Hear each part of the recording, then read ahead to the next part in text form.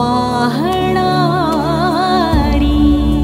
युगांची आंधळी गाणी जरासे खोल. नमस्कार. प्रवरा संदीप ऑफिशियलवर सगळ्या रसिकांचं अगदी मनपूर्वक स्वागत. गेले काही एपिसोड आपण रससिद्धांत हा प्रत्येक कलेमध्ये कसा परावर्तित होतो, त्याच्या खुणा आपल्याला कुठे कुठे दिसतात, वेगवेगळ्या कलाकारांच्या प्रवासात ते टप्पे रससिद्धांताचे ते कसे वापरले जातात यासंबंधी काहीतरी अभ्यास करण्याचा प्रयत्न करतोय आणि त्यासाठी खूप वेगवेगळ्या लोकांनाही भेटतोय. तर आज आपण त्यासाठी भेटणार आहोत एक मल्टी डायमेन्शनल व्यक्तिमत्व, दीपक करंजीकर. दीपकजी, तुमचं मनपूर्वक स्वागत. थँक्यू आणि मनपूर्वक धन्यवाद आधीच म्हणते की तुम्ही या चॅनलवर आलात आणि मला तुमच्याशी गप्पा मारायला खरंच खूप मजा येईल आणि खूप नवीन माहिती सुद्धा मिळेल. थँक्यू.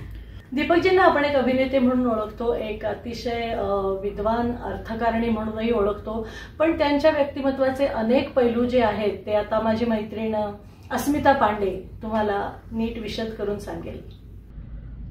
प्रवरा, तो आता मल्टी डायमेन्शनल असा शब्द वापरलास त्यांच्याबद्दल.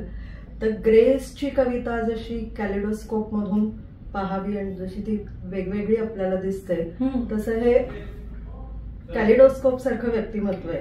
म्हणजे उत्तम अभिनेते आहेत, प्रशिक्षक आहेत, व्यवस्थापन तज्ज्ञ आहेत, अर्थतज्ञ, समाजशास्त्रज्ञ अशी विविध भूमिका असताना एक उत्तम लेखक, साहित्यिक म्हणूनही त्यांचा परिचय आहे. घातसूत्रसारखं जवळजवळ 100 वर्षातला जगातल्या घडामोडींचा एक इतिहास जो त्यांनी लिहिला, त्याची 11 आवृत्त्या त्या पुस्तकाच्या प्रकाशित झाल्या. 12वी आवृत्ती प्रकाशनाच्या वाटेवर आहे. तर असं हे कॅलिडोस्कोप सारखं व्यक्तिमत्व आणि त्यांच्याकडून ग्रेसची कविता ऐकणं हा दरवेळी एक नवा अनुभव असतो आणि आपण जास्तीत जास्त ग्रेसच्या कवितेच्या जवळ जातो असा अनुभव आहे. आणि आज या निमित्ताने तुमच्या सोबत बसून तो अनुभव पुन्हा मी घेणार आहे, त्यामुळे आनंदाचा भाग आहे. थँक्यू. जसं अस्मिता म्हणाली की ग्रेस यांच्या कवितेच्या जवळ जाण्याचा हा एक आपला प्रयत्न आहे. माझाही गेले काही एपिसोड असाच प्रयत्न चाललाय की आपण मोठी मोठी नावं आली ना की रससिद्धांत, की आपल्याला असं वाटतं की अरे बापरे नको, ते लांबच बरं आहे. किंवा काही काही वेळेला गाणं ऐकणारे श्रोते किंवा कुठलंही नाटक बघणारे, कुठल्याही कलाकृतीचा आस्वाद घेणारे जे प्रेक्षक असतात ना, त्यांनाही असंच वाटतं अरे रससिद्धांताचा अभ्यास म्हणजे काय, आता आम्ही त्याचे तत्व बघून हे इथे आलंय का, हे इथे आलं असं बघायचं का. म्हटलं नाही, असं नाही. एक असा हा भाषेमुळे जो दुरावा निर्माण होतो ना, त्याच्याशी असोसिएटेड अर्थ किंवा आपण त्याला जास्त ग्लोरिफाय केल्यामुळे तो कमी करण्याचा माझा प्रयत्न आहे.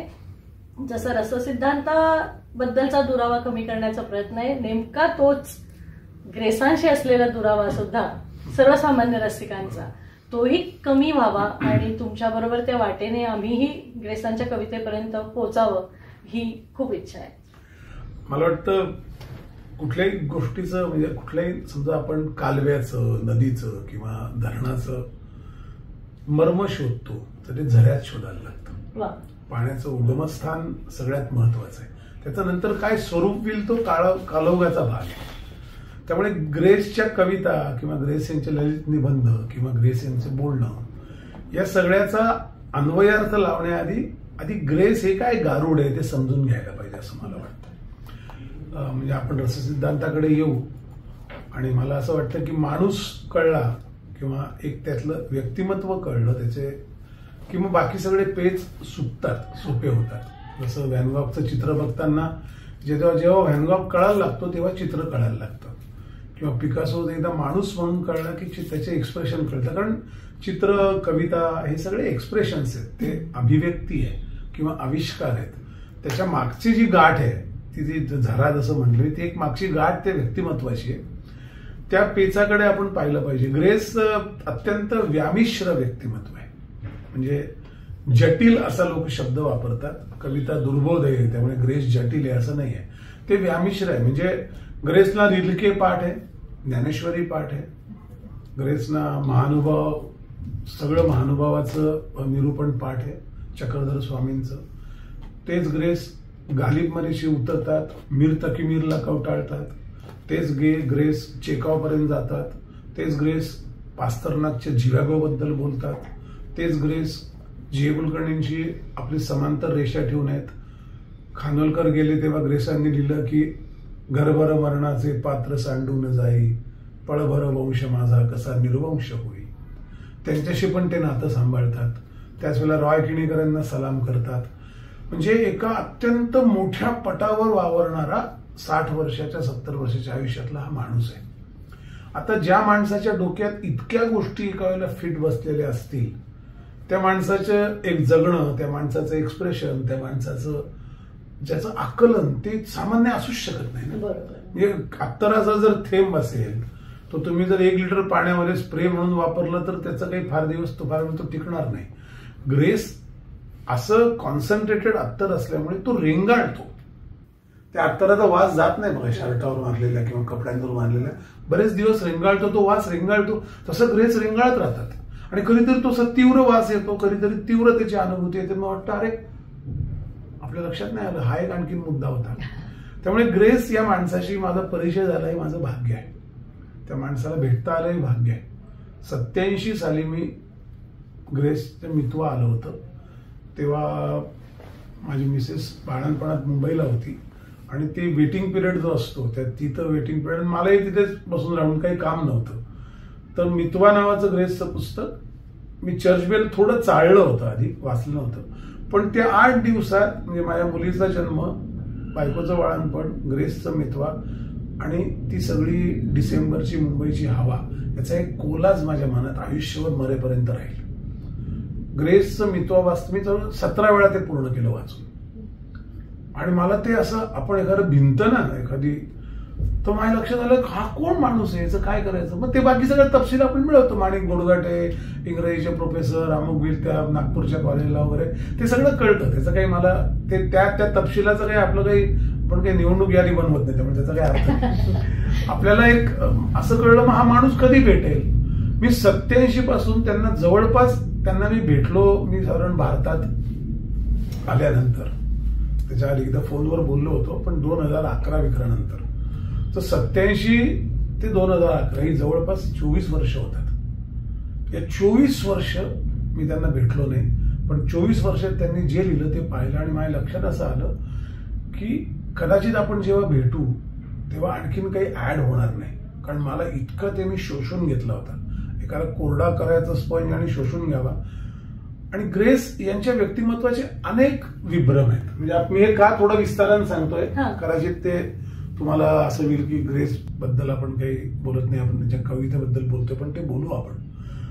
पण विक्षिप्त माणूस, पण मला असं वाटतं आपण किती फालतू विक्षिप्त माणसं सहन करतो.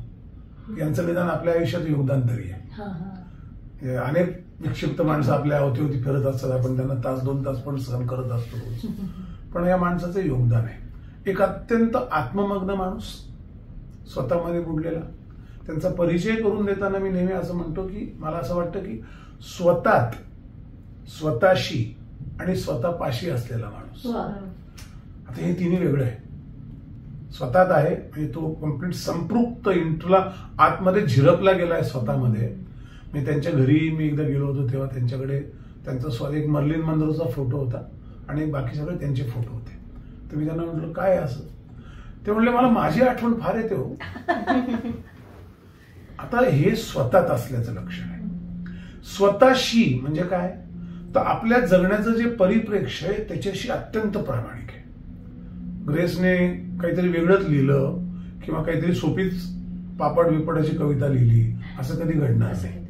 किंवा ग्रेसने कदाचित असं काहीतरी एक असं थिल्लर भाषण केलं असं घडणार नाही. प्रतिमांशिवाय ग्रेस बोलले असं घडत नाही. ते स्वतःशी असणं आहे. त्यांच्या स्वतःचा जो परिप्रेक्ष्य त्यांनी विकसित केलाय किंवा तो तयार झालाय किंवा तो आहे काही म्हणलं तरी चालेल, तिथे ते त्या कक्षेत ते असतात. ते रिंगण कधी ओलांडत नाही. आणि स्वतः पाशी असणं. स्वतः पाशीचा अर्थ असा आहे की म्हणजे स्वतः आणि स्वतःशी आणि स्वतःपाशी. स्वतःपाशी म्हणजे त्यांना परत ते तिथे आणतात स्वतःला. कधीतरी भरकटत असतो माणूस, परत स्वतःपाशी घेऊन येणं. त्यांच्या सगळ्या कवितांचं सार हे त्यांना आपल्याला त्यांच्यापाशी घेऊन जातं आणि ते स्वतःपाशी आपण जातो. तर असं 3 पातळ्या वेगळ्या प्रकारच्या पण तो जगलेला असा माणूस आहे. त्यामुळे त्याची निर्मिती प्रक्रिया अत्यंत गंभीर आहे. अत्यंत संपृक्त आहे, अशी सोप झालेली ज्याला म्हणतात ना, अशी संपृक्त हा शब्द अशी पुरेपूर भरलेली आहे. त्यातला एक थेंब जरी पडला तरी आपल्याला बरं वाटतं. त्या अख्खं पिढ्याची ताकद असलेला मला मराठीत माणूस दिसत नाही. त्यामुळे मी त्यांच्या सगळ्या समकालीन लोकांशी म्हणजे जगातल्या किंवा समकालीन किंवा आधीच्या कवींची तुलना करताना नेहमी ग्रेस एक अंगुली वर उरतो असं म्हणतो. धर्मादायाचा रथ जसा 4 अंगुली वर चालायचा तसा कविता विश्वामध्ये ग्रेस यांचं अस्तित्व हे 4 अंगुली वर आहे. जगातलं कुठलाही कवी आहे. आणि मी बाकीच्या लोकांना काहीतरी वाईट बोलायचं त्यातनं हे चांगलं म्हणायचं असं समीकरण तर्क वापरत नाहीये. मी तर्कदुष्ट माणूस नाही.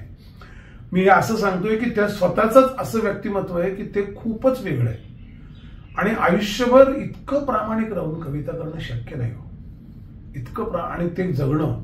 बरेचसे तुम्ही चित्रकार किंवा शिल्पकार किंवा असे कलासक्त लोक असतात ते बघतात त्यांचं आयुष्य फार छोटं असतं, पण तेवढं ग्रेसचं दीर्घ चांगले 60, 65, 70 पर्यंत म्हणजे चांगलं आयुष्य. खंबीर माणूस. म्हणजे त्यांच्या कवितेत ते म्हणतात ना, लागे खडकाची छाती झरा उचलाया, तर त्यांनी आयुष्यभर झरा उचललाय. डेफिनेटली सर्जनशीलता त्यांच्याकडे, त्यांची छाती खडकाची आहे. त्यामुळे माणूस हे जे प्रतिमा विश्व यातनं त्यांनी स्वतःचंही वर्णन केलंय असं मला वाटतं. ते ग्रेस मला पहिल्यांदा भेटले त्याचा किस्सा पण सांगतो. मध्येच हा एक प्रश्न विचारू का? तुम्ही आता म्हणालात की ग्रेस माणूस म्हणून ते स्वतः पाशी आणि स्वतःशी असे असायचे. तर जनरली आम्हाला असं वाटतं रसिक म्हणून की कविता हे अभिव्यक्तीचं माध्यम आहे, पण ग्रेसांच्या अशा रिझर्व्ड असण्यामुळे की काय ग्रेसांची कविता ही त्यांच्यातली आणि रसिकांच्या मधली तटबंदी उभी असल्यासारखं कधी कधी फील येतो आम्हाला, कारण त्यातून त्यांचा कोरपर्यंत जाणं प्रत्येकाला शक्य होत नाही. तर असं त्यांची कवितेची अभिव्यक्ती अशा काहीसाठी होती की खरा मी कसा आहे हे त्या फक्त बहादरालाच कळेल जो ती तटबंदी पार करून माझ्यापर्यंत येईल. नाही, मला वाटतं असं काही गनिमी कावा वगैरे नव्हता, पण मला असं वाटतं त्यांचं व्यक्तिमत्व हे तसंच असलं पाहिजे. त्याचा आविष्कार आपल्यापर्यंत येतो. त्या कवितेची तटबंदी वाटते कारण त्यातले जे प्रतिमा आविष्कार आहेत ना त्याचे संदर्भ आपण शोधत नाही. मुळात काय झालंय खरं सांगू का, आपल्याला स्वतःला प्रत्येक गोष्ट सुलभ करून घ्यायची फार सवय. वास्तविक आपलं आयुष्य स्वतःचं पण किती सामान्य माणसाचं आयुष्य पण जटिल असतं. आपल्याला ते नको असतं, ते विचार करणं नको असतं. मला सोपं सांग काहीतरी, हरकत नाही. मला ग्रेसच्या प्रतिमा सृष्टी आपण सोप्या करून सांगणं हे मला हे दुर्बोधतेचा तो त्यांना जो एक शाप लागलाय तो पुसणं आपलं काम आहे. त्यांच्यावर आपण प्रेम करत असू तर आपली जबाबदारी आहे. पण तरी सुद्धा ग्रेसचं व्यक्तिमत्व आपण वेगळं काढलं पाहिजे कुठल्याही कलाकाराचं. तुम्ही आता स्वतः गातात किंवा आता कविता करतात किंवा आणखीन काही साहित्यातले हे करतात, तर आपलं व्यक्तिमत्व आपल्या आविष्कारात न येऊ देणं हे सगळ्यात कसोशीचं काम आहे. ते येऊ देणं म्हणजे काय, तुम्ही सार्वजनिक काका होणं. आणि सार्वजनिक काकांना कोणी विचारत नाही कारण आता जवळपास बहुसंख्याने सार्वजनिक काका आहेत जगात. स्वतःच रमणारी माणसंच राहिले नाही, हा आपला खरा प्रॉब्लेम आहे. हो बरोबर, पण मला शापच आहे संगमरवरात स्वप्न लपवण्याचा. आता ही अशी संगमरवरात लपवलेली स्वप्न प्रत्येकाच्या वाटेला कशी नाही येणार ना. पण मला एक तर प्रेरणा मिळू शकते. आपण पक्षाकडे बघितल्यावर आपल्याला वाटतं आपण पक्षाप्रमाणे उडावं, नाही उडता येत ना. तर आपण करतो काय, आपण विमानात बसतो. म्हणजे प्रेरणा देण्यापुरतच असतं ना ते. त्याच्यासारखं होऊन जाण्यात काय मतलब आहे, ते होणार नाही कारण तुम्ही वेगळे आहात. ग्रेस सारखी आपली जळणघळण झाली नसेल तर तो आपल्याला दुर्बोध वाटणं साहजिक आहे. पण मला जर मी असं म्हणतो की मी त्यातनं प्रेरणा घ्यावी. आणि बघा कलेच्या प्रांतामध्ये साध्याचा तळ नेहमी असाध्य असतो. साध्यापर्यंत जाता येत नाही, तो प्रवास जायचा आहे तिथपर्यंत आपली ताकद आहे. त्यामुळे ग्रेस पर्यंत जाणं हा प्रवासच गमतीशीर. मला ग्रेस सापडला, या खांद्यावर बसून त्याला घेऊन मिरवणूक काढतो, तुम्ही सगळे गणपतीला या, असा ग्रेस मांडता येणार नाही. असा जो मांडेल तो खोटा आहे. मला जेव्हा मी एखादी ग्रेसची कविता एक्सप्लेन करेल तेव्हा मला 2000% मनात हे कन्व्हिक्शन आहे, धारणा आहे की अजून 5 प्रकारे ही कविता सांगितली जाऊ शकते. कारण दॅट इज व्हॉट एक्झॅक्टली आविष्कार असतो ना, की तो ज्याला जाणवेल तसा. नाटक पाहायला लोक येतात. आता किशोरीताईंचं गाणं आपण सगळ्यांना ऐकतो. माझ्या भावविश्वाशी ते गाणं माझ्या पद्धतीने जोडलं जातं ना. त्यांनी आणखीन वेगळी वेलबुट्टी काढली असेल स्वरांची, पण सगळंच माझ्यापर्यंत येणार नाही. मला कारण आपलं मुळात दायरा छोटा आहे ना. बरोबर. आकाश खिडकीतनं दिसेल तेवढंच आपलं. तेवढंच आपलं. सगळं आकाश माझ्या घरात आणणं, तुम्ही कधी घरात आणा, तुम्ही आकाशाखाली राहा, असं त्याचा अर्थ नाही. तसं कोणी फकीर होत नाही. म्हणून मला वाटतं की ते आपण डोक्यात ठेवलं पाहिजे की ते व्यक्तिमत्व वेगळं आहे आणि ते तसं आहे म्हणून हा आविष्कार येतोय. म्हणजे हापूस आंबा किंवा कुठला पण चांगला पदार्थ तयार व्हायला एक त्या प्रक्रियेतून त्या फळाला खूप जायला लागतं ना. तर ते आपण जाऊ दिलं पाहिजे. ते कशाला आपण जोडायचं? आपल्या रसाशी मतलब आहे. आणि मला वाटतं तेवढंच ठेवावं. जी.ए. कुलकर्णींना मी खरं सांगायचं तर आता वेगळं आहे पण एक सांगतो कशी माणसं असतात. मी जी.ए.ना खूप पूर्वी मोटरसायकलवर भेटायला गेलो होतो नाशिकहून, धारवाडला असताना. ते आय थिंक 84 ला गेले, 82, 83ची गोष्ट असेल. तर त्यांनी मला गेल्यावर विचारलं, तुम्ही मला कशा करता भेटायला आलात? तर मी म्हटलं तुमची स्वामी कथा वाचली आणि मला खूप अस्वस्थ आहे. ते म्हणले अस्वस्थ आहे तर तुम्ही स्वस्थ व्हा घरी. अच्छा. He was not curt, he was very clear. त्यांच्याकडे एक स्वतंत्र, ते म्हणले असं आहे कवी कसा दिसतो, लेखक कसा दिसतो हे बघण्यात काय आश्चर्य आहे. आमची कलाकृती तुमच्याकडे आहे ते तुम्ही काय त्याकडे बघा. मला वाटतं ही प्रायव्हसी म्हणजे अलुफनेस नाही, हे स्वतंत्रता, हे माझ्यापुरतं असणं, माझ्या वर्तुळात राहणं, हा काही त्यांच्यावर आपण ते असे राहिले म्हणून कविता कळत नाही असं म्हणणं म्हणजे चुकीचं आहे. म्हणजे त्यांची कविता आपल्यापर्यंत येते आणि कुठलंही मला नेहमी असं वाटतं आणि आय मे बी रॉंग, पण एखादं चित्र आपल्याला कळत नाही, एखादं गाणं कळत नाही, कविता कळत नाही, हा आपला प्रॉब्लेम आहे ना. त्यांच्या अंगावर कसा ढकलता येईल तो? मला काही म्हणतात की क्षितिज जसे दिसते तशी म्हणावी. आणि म्हणजे खरोखर लोक चित्रापुढे जाऊन उभे राहतात, जहांगीर आणलेला उभे राहतात, काय कळत नाही. आता येतो कशाला मग तू कळत नाही तर? म्हणजे भीमसेन जोशींचं गाणं कळत नाही, आता मग काय करायचं? भीमसेन जोशींनी घरी यायचं तुमच्या रोज दूधवाल्यासारखं की एक गॅस शरीरवर गाणं ऐका, हे कसं आहे माहिती का, असं सांगायचं नाही. हा तुमचा प्रयास आहे ना. त्यामुळे ग्रेस दुर्बोध आहे असं म्हणणं हे आपल्याला सोयीचं आहे असं मला वाटतं. त्याला आपण काही अचीव करत नाही. आणि तटबंदी आहे नो डाऊट, कारण ती आहे ती प्रतिमा विश्वासी आणि ते आपण त्याच्यावर बोलू, कारण अशा प्रतिमा कोणी आणत नाही. तेच मला मुख्य आणि तोही प्रश्न पडला होता की ही जी तटबंदीसारखं वाटतं ही भेदता येईल की नाही आपल्याला असं वाटत राहतं. एक भाषाविषयक सुद्धा त्यांचं जे काही स्वतःचा एक शोध होता, भाषाचंही निकामी, शब्दासही पुरेना, तर शब्दांनाच भाषा पुरत नाही तर आशयापर्यंत कसं जावं. त्यामुळे आणि ग्रेसांना संध्याकाळचे कवी, संध्याकाळ या प्रकाराचंही त्यांना प्रचंड वेळ होतं.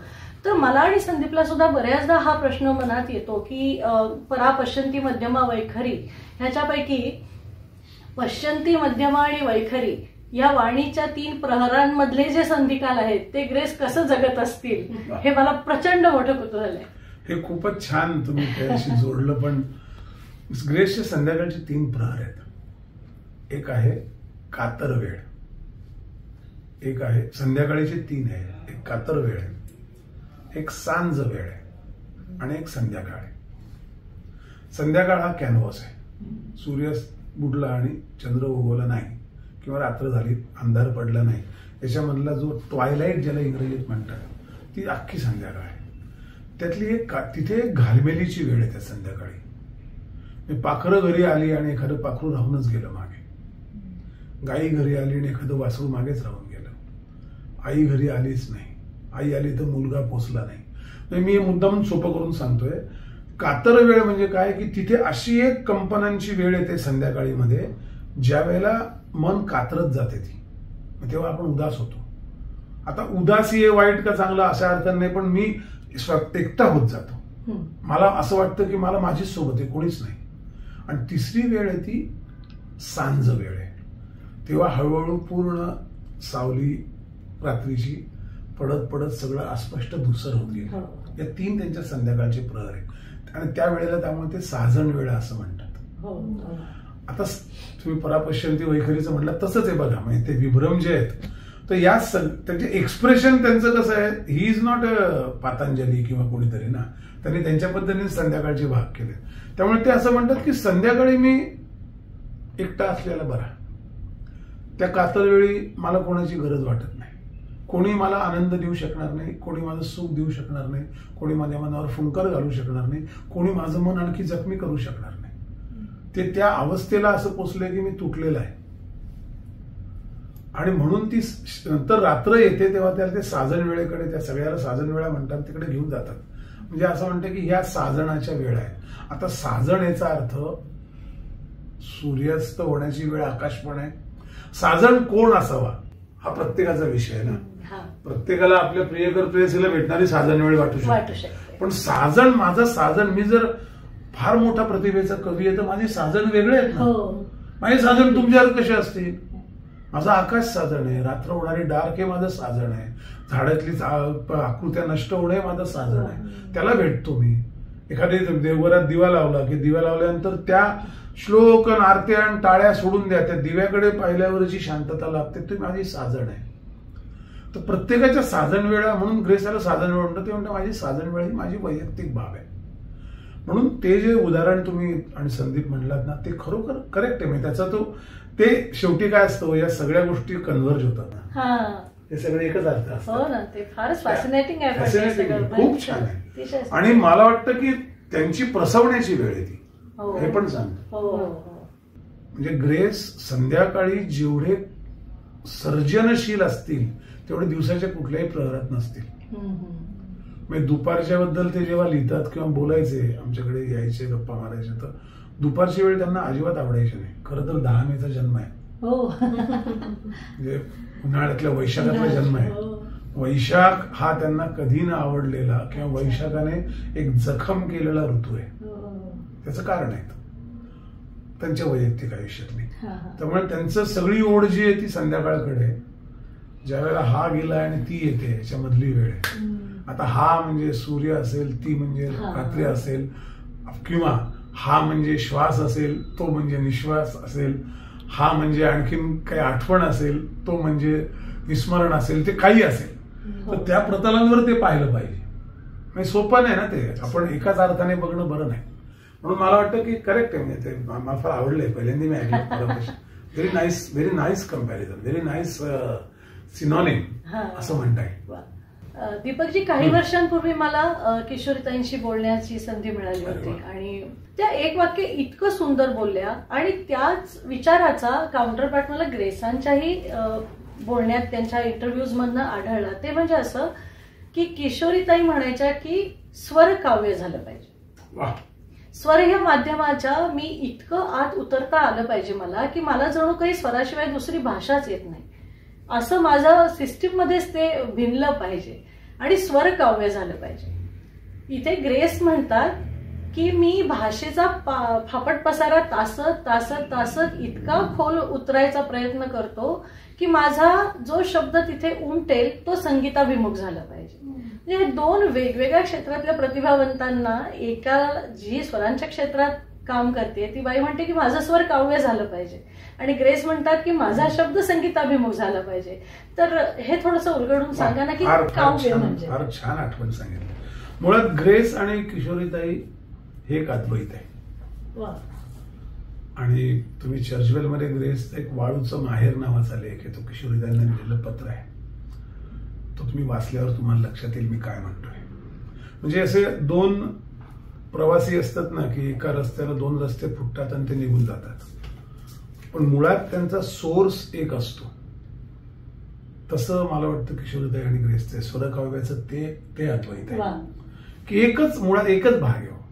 एखादा सोललेला कोंब वेगळा असतो आणि दुसरा वेगळा दिसतो. एक लाल होतो, एक पिवळा होतो, असं सूर्यप्रकाशात जे फुलांचं बदलतं हे उशिरा होतं. त्या दोघांमधली अनुभूती सेम आहे. म्हणजे ते जे म्हणलात तुम्ही त्याला ती खरं आहे. आता कसं आहे, हे का बरं असं म्हणत असतील असं जर विचार केला आपण, का त्यांना वाटतं स्वर काव्य व्हावं? स्वर 7 स्वरांमधलं संगीत आणि त्याची अनुभूती मात्र त्या स्वरांच्या पलीकडे राहणार आहे. त्यात काहीतरी एक अमूर्त आहे. कुठल्याही गोष्टीत अमूर्तता आली ना की आपण गाठलं शिखर. म्हणजे गाणं ताल सुरात गाणं, मी काही गाणार नाही, पण मला एक जाणवतं असं की त्यातला एखादा असा एखादा क्षण असा येतो, एखादा आवर्तन असं येतं, एखादा आरोह की आपण अरे क्या बात असं म्हणतो.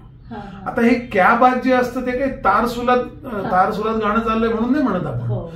त्याचं एक काहीतरी ते आपल्याला भेटतं येऊन. मी थोडंसं तात्विक सांगतो, म्हणजे सोपं करून सांगतो, काळजी करू नका. तात्विक अशा अर्थाने की सत्यम शिवम सुंदर घेणे, सत्य निसर्गातलं आहे. सो सूर ताल वगैरे सत्य आहे, भाषा आपली जोडाक्षर मुळाक्षर सत्य आहे, तसा निसर्ग सत्य आहे. त्याचं शिवम जे आहे ते त्यातनं मी मानवी कल्याणाचा प्रत्यय देणं म्हणजे शिवम आहे. म्हणजे आता हे सगळे जर फिक्स स्वर असतील, फिक्स शब्द मुळाक्षर असतील, जोडाक्षर असतील, या सगळ्यातून मी एक भाषा निर्माण करतो, या सगळ्यातून मी एक संगीत निर्माण करतो. हे 2 सोर्स आहेत. त्यामुळे मी त्या सत्यातून जे निर्माण करतो ते लोकांना आनंद देणारं असतं, त्यांच्या कल्याणाची काळजी वाहणारं असतं, म्हणून ते शिवम आहे. आता इथे थांबतात सगळे बरेचसे लोक. किशोरीताई थांबत नाहीत, ग्रेस थांबत नाहीत.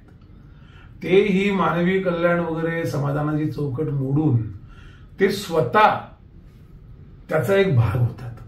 दर्द का दवा हो जाणं असतं ना, तसं गालिब म्हणतो की मी स्वतःच तो स्वर आहे, मी स्वतःच ती भाषा आहे, मी स्वतःच ते अक्षर आहे, मी स्वतःच त्या स्वरातली अनुभूती आहे, मी स्वतःच ते देणार आहे. म्हणजे ते ज्ञानेश्वरी त्रिपुटी म्हटलंय ना, ज्ञाता आणि ज्ञेय, देणारा आणि ते घेतो, मी तो एकच होतो आणि मीच ते घेऊन जातो. म्हणजे माझे कविता नाही, मी आहे, माझा स्वर नाही, मी आहे, असं आहे ते. तर ते त्या अमूर्ततेकडे दोघं म्हणून ते सुंदराकडे जातात. त्याला मी असं नाही म्हणतो की सत्यम शिवम सुंदरम मधलं सत्य सत्य, शिवम त्याच्या चौकट कल्याणाची, त्या आनंदाची, आणि ते चौकट तोडून त्याला वर नेण्याची किंवा पलीकडे नेण्याची प्रेरणा म्हणजे सुंदर आहे. हे यांच्या सुंदराकडे प्रवास आहे, कारण हे आलेच मुळात सुंदराकडून आहे. म्हणजे मी खरंच सांगतो, किशोरीताई म्हणा, ग्रेस म्हणा, या लोकांसारखी माणसं तयार होण्याची प्रक्रिया परत कधी होईल मला या देशात माहित नाही. हे इतके दुर्मिळ माणसं आहेत. आणि मी असं म्हणत नाही की बाकीचे, मी त्या अनुभूतीच्या लेवलवर जाऊन बोलतो की यांनी काय केलं की ग्रेस मला भेटतात तेव्हा, म्हणजे ग्रेस एकदा कुसुमाग्रजांना असं म्हणाले होते आणि ते मला इतकं आवडलं, त्यांनी सांगितलं. ते म्हणले कुसुमाग्रजांना मी नाशिकला तरी भेटलो नाही, तर त्यांचा निरोप आला की भेटूया. तर मी त्यांना म्हटलं तुमची कविता वाचली आहे मी, तुम्हाला मी भेटतोच आहे की, मला वेगळं भेटायची काय गरज आहे. आता काय ना, ही थॉट आरोगंट वाटेल ना कोणाला तरी, हे काय अरे साहेब बोलत आहे, अरे हे त्या प्रतलावरच नाहीये व्यवहाराच्या. तात्यासाहेबांनी त्यांना सांगितलं अगदी करेक्ट आहे. किशोरीताई जात असताना आपल्याला किशोरीताई भेटतात ना हो. त्यांचं जगात येणं आणि जाणं हे त्यांच्या शरीराशी, मर्त्यपणाशी निगडीत आहे. त्यांचा जो अमर्त्यपण आहे, अमूर्तपण आहे, ते आपल्या उराशी आहे ना. कुठलंही गाणं लावलं की ते आपल्या समोर किशोरीताई उभ्या राहतात. जसं म्हणतात ते जस्ट व्हिजिटेड प्लॅनेट. आणि तुम्ही किशोरीताईंचा कुठलं गाणं लावा आणि तुम्हाला असं वाटतं अरे ते आता बसले आहेत, माझ्या समोरच गात आहेत. तर हे जे भेदणं आहे ना, हे या दोघांचं वैशिष्ट्य आहे. म्हणून त्यात स्वरकाव्य आणि काव्यस्वर हे त्यांचे दोघांचे, कारण ते दोघांना तिकडेच जायचं आहे. ग्रेसनं हेच सांगायचंय की माझे शब्द भाषा याचं मी ते काय देतो त्यातनं बघा. आणि ते म्हणून संगीताकडे, ते अमूर्ततेकडे, भाषेसारखी ढोबळ रचना अमूर्ततेकडे नेणं सोपं नाही. बरोबर आहे. स्वरांसारखी ढोबळ, मी ते स्पेसिफिक आहे पण ढोबळच आहे ना. म्हणजे बॉक्स सेट लावलेला नाटकाचा, त्यात अमूर्त काय असणार आहे. खिडकीला खिडकी, दरवाजाला दरवाजा, तसं सा हारे गम पद निसा, त्याच्यातनं अमूर्तता निर्माण करणं हे ताकदीचं काम आहे. ते परत तेच खडकाची छाती, म्हणजे तीच थॉट. मी म्हटलं ना, दर्द का दवा हो जाणं, असं गालिब का म्हणतो. जे दुखणं आहे ते औषध होणं. म्हणजे याचा अर्थ काय होतो की दुखण्याला औषधाची आणि औषधाला दुखण्याची गरज लागत नाही. परस्परावलंबित्व कमी होतं. एकच झालं तर काय, अद्वैत झाल्यावर काही राहत नाही ना, अपपर भाव राहत नाही. म्हणजे साहित्य निर्मिती करणारा, स्वर निर्मिती करणारी आणि त्याची अनुभूती, याच्यात अपपर भाव नाही. मी केलं तुम्ही ऐकलं असं नाहीच, मीच. This is what is very important. म्हणून ते ज्ञानेश्वरीमध्ये गोळे आमोद सुनासी आले. त्याचा काय अर्थ आहे? आमोद म्हणजे आनंद असं आपण समजतो. सुनासी म्हणजे त्याला आनंदावर काय सोन्याचं आहे असं कोणतरी जे केलं. मला नेहमी ते असं वाटतं की अमोद सुनासी म्हणजे सुवास. आता सुनासी म्हणजे नाकाला जो सुवास ओळखू शकतो असं इंद्रिय, आणि आमोद म्हणजे सुवास. तो नाक सुवास होऊन जाणं ही जी प्रक्रिया झाली, दॅट इज आमोद सुनासी आहे. की जे ग्रहण करणार आहे आणि जे येत आहे ते दोन्ही एकत्र होणं, दॅट इज ते अमूर्ततेकडे प्रवास सुरू होतो. म्हणून स्वर काव्य या दोन मगाशी म्हटलं ढोबळ चौकटीत मधनं अमूर्त ते घेऊन जाणं, अशा अर्थाने ते परस्परावलंबित आहे, अशा अर्थाने त्यांचं एक होणं आहे, वेगळा रस्ता राहत नाही. म्हणजे सारखं काय शोधत राहायचं. जसं ते म्हणतात रामकृष्ण परमहंसांचं एक फार छान वाक्य आहे की मिठाची बाहुली घेतली आणि ती समुद्रात बुडवली तर काय उडलं काय बुडलं. तसं आहे ते. त्या अध्यात्माचं म्हणतात मिठाची बाहुली म्हणजे पिंड आणि समुद्र म्हणजे ते म्हणतात ब्रह्मांड. तुमचं गेलं पिंड तर उरलं काय, काय वेगळं काय करणार, त्याचे डायमेन्शन्स काय उरले. तर डायमेन्शन्स उरणं याला लोक ग्रेट समजतात आणि डायमेन्शन्स मिसळून टाकणं, त्याचा मागमूस न ठेवणं हे खरं ग्रेस आहे आणि हे खरं किशोरीताई आहेत. आणि ही माणसं विलक्षण येतो, आपल्याला लक्षात येत नाही. म्हणजे ते का टिकतं याचं कारण शोधलं जाताना लक्षात येतं की यांनी मुळातच ते जे प्रचलित त्याचा जो पायंडा आहे किंवा जे प्रचलित त्याचा अर्थ लावण्याचा लोकांनी प्रयत्न केलाय कुठल्या तरी भंपक विश्लेषकांनी किंवा तथाकथित समीक्षकांनी, त्याच्या पलीकडे ते म्हणतात हे कशाला चर्चा करता तुम्ही. आपण असं होतं का गाणं ऐकायला गेल्यावर बरं काय लागलाय हा कोमल लागलाय असं कोणी चर्चा करतं का. अरे ते दिसतं त्याच्यावर चर्चा कसली करता, ते ऐकू येतं ना. The proof of the pudding in pudding itself तसं आहे ते. So why you want to discuss that, why you want to unnecessarily ते त्याची उकल म्हणजे विच्छेदन करण्याची गरज नाही. ते काही बेडूक आहे. तुम्ही शांतपणे त्याचा एक भाग होऊन जाणं हा त्याचा परमानंद आहे, तो ब्लिस आहे. तर हे ज्या आपल्या कलाकृतीतनं आविष्कारातनं करू शकतात अशी माणसं. म्हणून स्वर काय आणि काव्य काय, भाषा काय, स्वर काय आणि अक्षर काय, याची आपापली एक. जसं मला समजा इथून अमेरिकेला जायचं असेल तर विमानानं जाईल मी, मला आणखीन कुठे चंद्रावर जायचं असेल तर चंद्रयानाने जाईल, मला नाशिकला जायचं असेल तर मी मोटरसायकलवर जाईल, मला मनाकडे देवाकडे जायचं असेल तर मनाने जाईल. वाहनं बदलतात ना, त्यामुळे ज्याचं बोट पकडून जाणार किंवा जे वापरून मी जाणार ते वाहन आहे. स्वर वाहन आहे, अक्षर वाहन आहे, प्रवास अमूर्ततेचा आहे. आणि तो इतका छान ते करतात. म्हणून आता हे दोघं एकमेकाला भेटले असतील की नाही मला माहित नाही, पत्र तेवढा एकच संदर्भ आहे. पण मला असं वाटतं ना की एक सबकॉन्शियस कम्युनिकेशन असतं आणि अमूर्ताचे प्रवासी असतात ना ते देहाने भेटत नाहीत. म्हणजे अमूर्तता ही मुळात तिला आकार नाही, तिला दृश्य स्वरूप नाही, ती अदृश्य नाही. हा आपल्याकडे शब्दांचे फार गोंधळ आहेत. ती अमूर्त आहे, तिला दृश्य म्हणजे चौकोन त्रिकोण असं काही आकारात तुम्हाला ज्ञात आकारात बसवता येणार नाही, ते अज्ञाताचे आकार आहेत समजा. तर त्या अमूर्ततेकडे जर हे चालले असतील तर एकमेकाला कडकडून भेटले असतील. दर्द का दवा हो जाना ते का म्हणजे गाणं किशोरताईंचं गाणं वेगळं काय आहे आपण असा कधी विचार करत नाही. आपल्याला ते आवडतं म्हणजे काय आवडतं काय तेच चाललेत ना तेच राग आपण ते मीटर मध्ये बसवलं काय त्याचे जर ते काय लिहितात ना ते नोटेशन्स काढले. अरे पण ते नोटेशनच्या पलीकडे त्यांचं गाणं सुरू होतं. असं ते म्हणतात ना सा आणि रे मध्ये संगीत आहे ना, सा वर संगीत नाही रे वर नाही, त्याच्या मधल्या त्या गॅप मध्ये संगीत आहे. सा रे तो वाचतो ते मध्ये जे चढतं त्यात म्युझिक आहे ना.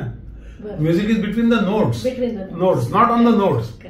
तर ती गंमत आहे. ते असं का म्हणतात कारण ती मीण किंवा काय त्याला तुम्ही काही म्हणा ते अमूर्ततेकडे घेऊन जायचे रस्ते आहेत आणि या दोघांचे ते फार प्रबळ आहेत. त्यामुळे कुठलं तुम्हाला जे आवडतं ते वाहन घ्या. तुम्ही भाषेचे अभ्यासक असाल तर ग्रेसचं बोट धरा, त्याचे अक्षर मात्रा कुठे जाते बघा. स्वरांचे अभ्यासक असाल तर किशोरीताईंचं बोट धरा. पण हे बोट धरायला आहे आपलं किती मोठं भाग्य आहे. खरोखर हे नसणाऱ्या जगात मला वाटतं 140 देश असतील त्यांच्याकडे हे भाग्यच नाही. आपण यांना भाषिक म्हणणं वगैरे हे आपली संकुचितपणा आहे. हे वैश्विक लोक आहेत, या प्रक्रिया आहेत, हे घटना आहेत. ग्रेस ही घटना आहे, किशोरीताई ही घटना आहे. ते हॅपनिंग नाही आहे, ते फेनॉमेनन आहे इंग्रजीमध्ये. इंग्रजीत आणखी शब्द कमी आहेत तो भाग सोडा, पण त्या घटना आहेत आणि आपल्या आयुष्यात त्या घटना घडल्या याचा आपण कोणाचं ऋण मानायचं.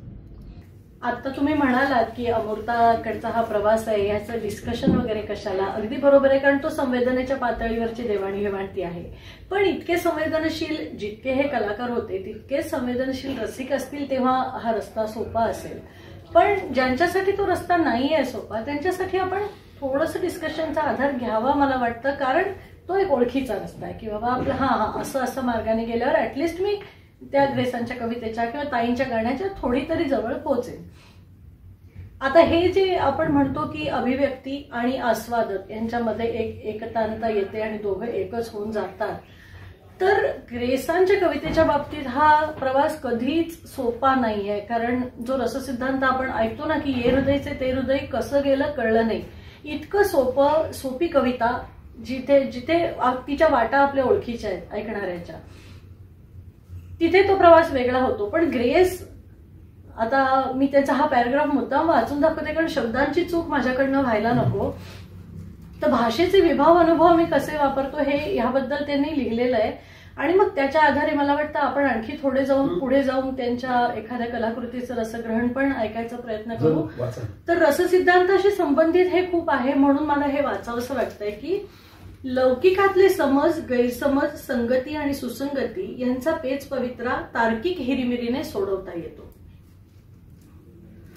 निर्मितीच्या क्षेत्रात अशी कुठली सोयच नसते, कारण इथे व्युत्पत्ती, व्याकरण, सुबोधता आणि लौकिकाची सभ्यता यांचा मागमूसही नसतो. भाषा इथे कार्यकारी असते, ती लौकिकातलीच भाषा असते, पण तिच्या मांडणीचे सर्व विभाव, अनुभव लौकिकातील जगण्याच्या जीवन विनिमयाशी संबंधित निर्मितीतील भाषा प्रतिमांच्या संभवामुळे आणि कलावंताच्या कल्पक सृजन उद्भवामुळे आपले स्वतःचे सौंदर्य सन्मुख अबाधित असे पुनर्निर्माण करत असते. किती स्वच्छ लिहिलंय, काय दुर्बोध आहे. म्हणजे त्यांचं एक वाक्य सांगतो, म्हणजे हे स्पष्ट आहे. माझ्या आईने माझ्या पाठीत कधी धपाटाही घातला नाही किंवा माझ्या अंगाईत खडीसाखरही पेरली नाही.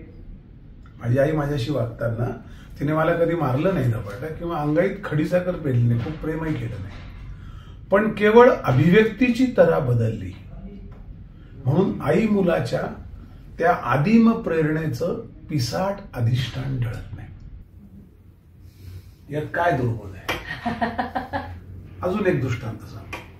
हे लिहिलं तसं ते, हे इतका प्रामाणिक माणूस आहे म्हणून म्हटलं स्वतःपाशी आहे, स्वतःशी आहे. ते लिहितात गुलमोहर आणि मोर यात नुसतं उच्चार साम्य नाही, आणखीन काही आहे. पण काही लोकांना गुलमोहर आवडत नाही. ते म्हणतात गुलमोहर फार भडक वृक्ष आहे, असं लाल लाल लाल झाडा पिटलेल्या असतात वैशाखात. मग मला सांगा, म्हणतात रामायणातल्या श्रावणाची कथा काय कमी भडक आहे. एक्झॅक्ट ते आता वाचलं त्याच निरूपण. ते कथा तर म्हणले मला नेहमी अशी जाणवते की श्रावण बाळ आपल्या आई वडिलांच्या तहानेचं पात्र असं पाण्यात बुडवतोय, डुक आवाज येतो. तो आवाज ऐकून, ढगांचा कडकडाट ऐकून ज्या पद्धतीने मोर आपलं शरीर दवंगासारखं ताणतो तशी दशरथाची प्रत्यंशा ताणली गेली. बाण सुटला.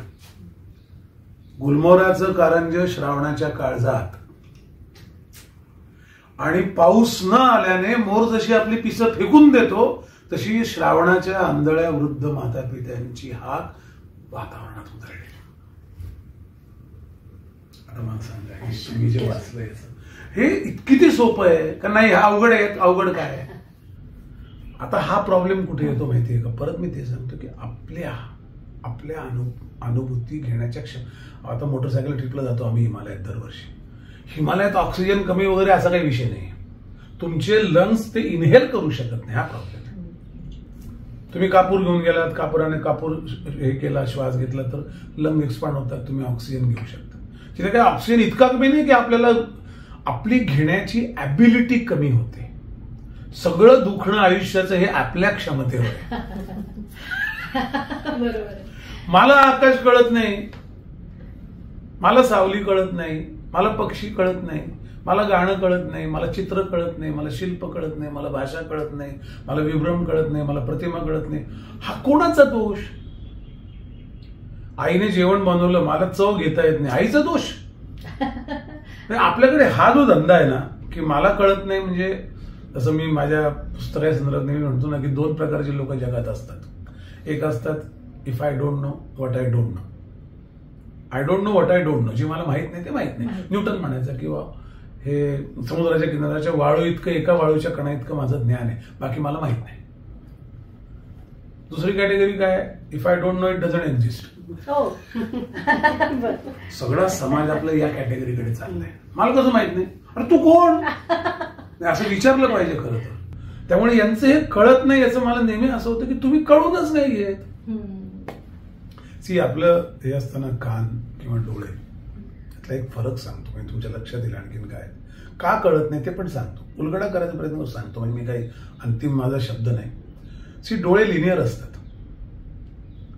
मी तुमच्याकडे बघत असताना यांच्याकडे बघू शकत नाही, ते लिनियर आहे. कान नॉन लिनियर आहे. मला माझा आवाज येतोय, एसीचा आवाज येतो, बाहेरच्या रस्त्यावरच्या गाडीचा आवाज येतो, सगळे आवाज चालू असतात. हे नॉन लिनियर ऑर्गन आहे. गंमत अशी आहे, लिनियर ऑर्गनला पडदा आहे, झाकण आहे, लीड आहे, डोळ्याला पापणी आहे, याला काही नाही. एखादा हमाल जेवण करून स्टेशनवर येतो, भयंकर गोंगाट, गाड्या येणं जाणं, शिट्ट्या शंटिंग अमुक धमुक सगळं चालू असतं, घंटा वाजतात. तो बघतो घड्याकडे 2:30ला मेल येणार आहे, तिथेच त्या गाडीवर झोपतो आणि तो गाड झोपून जातो. कुठला तरी स्विच इथलं बंद होत असेल ना, डोळे बंद करून झोप येत नाही, झोपून बघा. डोळ्याला पट्टी बिट्टी बांधणार लोकांचं मला फार विनोदी मिळतो, फार मोठं स्ट्रेस प्रकार आहे. त्याच्यात झोप नाही येतो, झोप इथून बंद व्हायला लागतो. ते आतलं खटकी आहे ना. म्हणून आपल्याला जे दिसतं ते पाहण्यापेक्षा आपल्याला पाहायचं त्याच्याकरता डोळे दिले आहेत. जे कानावर पडते ते ऐकण्यापेक्षा आपल्याला जे ऐकायचं त्याच्याकरता कान दिले. हे आतून बाहेरचे प्रवास तेव्हा सुरू होतात आणि हे सगळं सुलभ होऊन जातं. बऱ्याच लोकांचे प्रवास बाहेरून आतले आहेत. मला कशाला स्पर्श करायचा आहे मी ठरवत नाही, जो होतो तो स्पर्श माझा. मला कसली चव घ्यायची मी ठरवत नाही, तोंडात पडेल ती चव घेतो मी. म्हणजे जी यंत्रणा दिली आहे, जी तुम्हाला आतून बाहेरचे प्रवास सुलभ करते, ती यंत्रणा बाहेरच्या प्रवासाच्या अर्थ लावण्यात आपण वाया घालवतो. बाहेरून आतल्या प्रवासाची तोंडात पडलं की अरे आत्ता मला ते खायचं नाही ना, मला ही चव पाहिजे. आता जिथे तर चवीची ग्रंथी आहेतच, त्यात तुम्ही टाकाल ती चव देतील. ती गिरणी आहे, ती दळून देणार काय देईल ते. तुम्हाला पाहिजे का दळण ते हे तुम्ही ठरवलेलं नाही. आणि मग मी काय म्हणायचं, नाही ते दुर्बोध आहे हो, काही कळत नाही. मला खरंच गाणं कळत नाही हो किशोरीताईंचं. काही लोक असं म्हणतात ना, ते काय मला तू काय सगळी सांगा. अरे असं नाही सांगता येत. तू कान डोळे बंद करून कानाने गाणं ऐक. आणि मी लिहून देतो. म्हणजे मी कधीतरी मागे अस्मितालाच म्हटलं होतं हे केलं तेव्हा, की ग्रेसचे एक एक लेख घ्यावा आणि तो शांतपणे वाचून दाखवा, सांगावं डोळे बंद करा. डोळ्याचा आपल्याला काय आयुष्यात उपयोग नाही. नॉन लिनियर ऑर्गनचा उपयोग असतो, लिनियर ऑर्गनचा तसा काही उपयोग नसतो. एकरेषीय अवयवांचा तो बंद केला, डोळे बघायचं नाही तर डोळ्याचा काही संबंध नाही. म्हणून सगळ्या ध्यानाविनामध्ये डोळे का बंद करायला सांगतात माहितीये का, की ते बाहेरून आतले प्रवास बंद व्हायला पाहिजे. किंवा आता समोर कोणतरी नाचतंय, गाणे चालू आहे, मी ध्यान करतोय असं होऊच शकत नाही. I have to stop somewhere. म्हणून ते त्याच्या प्रक्रिया आहे.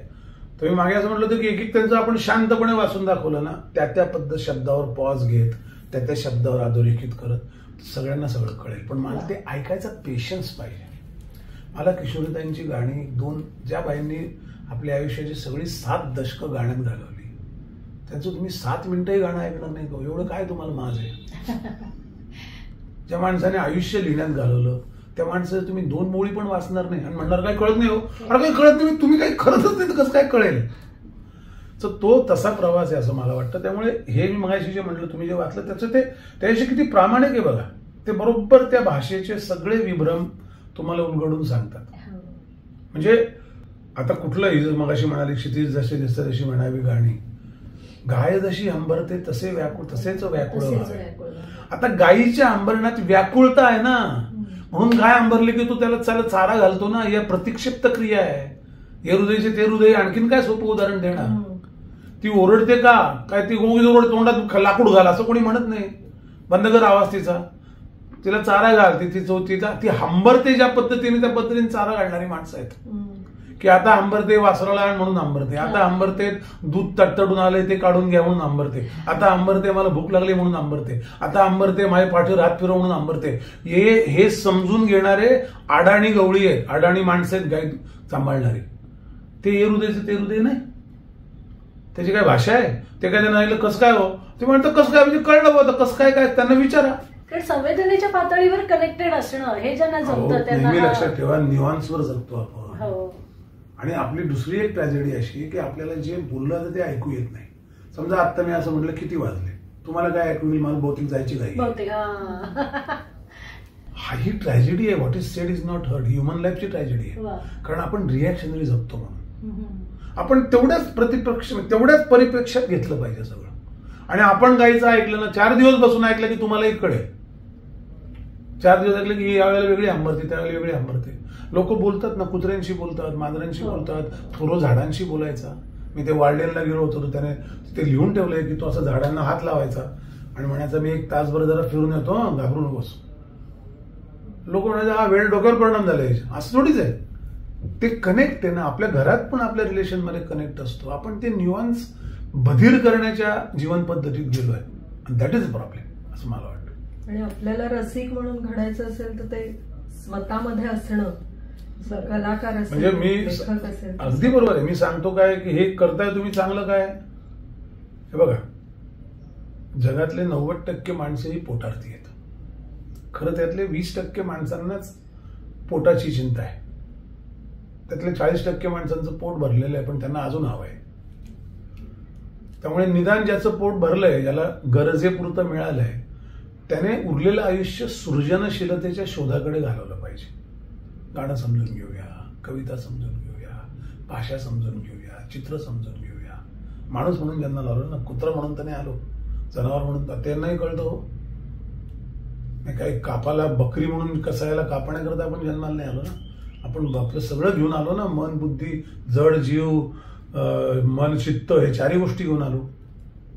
मग एकच वापरायची, 2च वापरायच्या.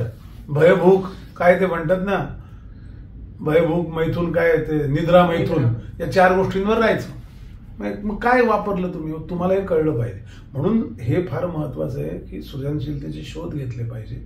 ते शोध लोकांपर्यंत आपण आपलं काम आहे. हो, निदान ज्यांचं पोटा करता, ज्यांचे दिवसातले 10 तास 12 तास खर्ची पडत नाही, अशा माणसांनी रोज 2 तास ते शोध घ्यावे. एका दिवशी रुजेल बघा. आपण दगडावर बियाणं फेकायचं असतं.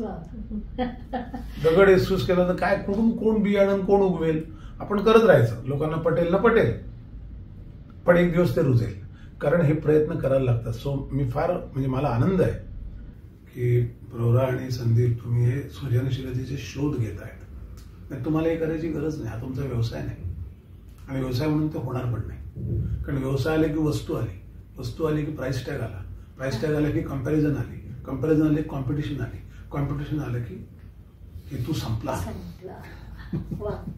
तुम्ही ज्याच्या बाजार ठरवतो मग तुम्ही काय विकायचं, तुमच्या इच्छेवर राहा. तुमच्या शेतात काय पिकतं आम्हाला घेणं नाही, हे पिकता का फार चांगला भाव आहे असं बोलतात. म्हटलं अरे एक असं आम्ही पपई शोधली, याच्यात एक बी नाही किंवा खूप बिया आहेत काळ्या शहराने, फार भारी लागते. अहो ते कोण घेत नाही. हो, ते हॉटेलला बिन बियाच्या पपया लागतात. ते बिन बियांचे कलिंगड काढा.